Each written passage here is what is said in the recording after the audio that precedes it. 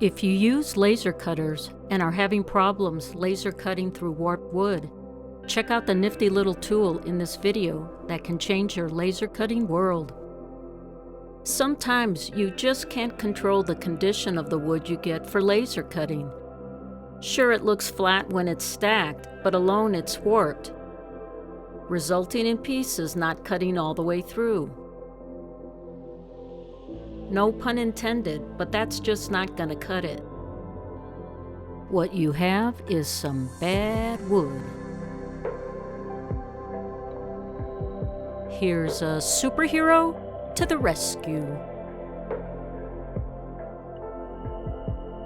The laser cutter pins simply go down into the honeycomb bed. The pins and weights make all the difference in the world when you have warped wood. My process begins by isolating the top left corner of the warped wood and laser cutting an opening large enough to accommodate a laser cutter pin. I laser cut the wood in sections instead of the whole board at once. Between the laser cutter pins and the heavy metal weights, we are adding up the probability of laser cutting success.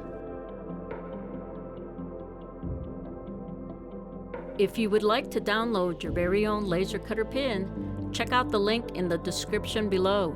It's a free download, but if you found the information in this video helpful, please consider a donation to keep this channel going.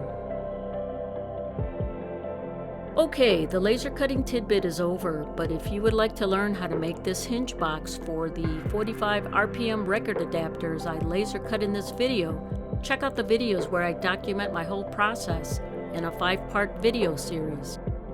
And if you enjoyed this video, please consider subscribing to the LA Geek YouTube channel and hit the like button below. Thanks for watching. Elia signing off.